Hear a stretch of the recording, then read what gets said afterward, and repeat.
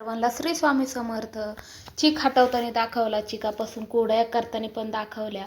पण ह्या चिका बरोबर आहे ना, आपण आहे ना तूप पण जर साखर टाकून जर खाल्लं ना, तर एक उत्तम प्रकारचं आहे ना खाद्य म्हणू शकता. किंवा आहे ना पूर्वीच्या वेळेस आहे ना पैलवानांना आहे ना हा चीक आहे ना खाण्याकरता देत होते. कारण की त्यावेळेस आहे ना काजू बदाम काय एवढे खाण्याकरता मिळत नव्हते.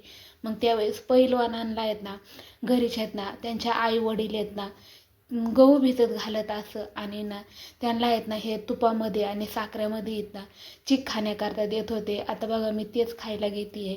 चिकामध्ये आहे ना साखर टाकली आणि त्याच्यावरून आहे ना तूप घेते. कारण की कुरडया घालून झाल्या होत्या आणि आता हा ना खाण्याकरता चीक ठेवला होता.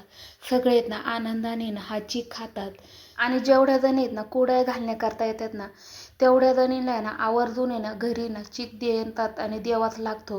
कारण की सगळ्यांच्या घरी आहेत ना घरी वाट पाहतात. कारण की ज्यांच्या घरी कुरडया घालाय गेलेत ना त्यांचे आहेत ना घरी अशी वाट बघतात की आता ही कुरडया घालाय गेली म्हटल्यावर चीक घेऊन येणार म्हणजे येणारच. आपण तर कुरडया घातल्यात आणि सगळे काही थोडी फेकून देणार आहे. आता जो हा चोथा होता ना उरलेला, ह्या चोथ्याची पण आहे ना चटणी पण भारी लागते. आता हे जे गव्हातलं आपण आहे ना चिक तर सगळा काढून घेतलेला आहे. जे वरचे जे सालपटं राहतात ना त्याला आम्ही गावाला चोथा म्हणतो. आणि ह्या चोथ्याची आहे ना चटणी पण भारी होती.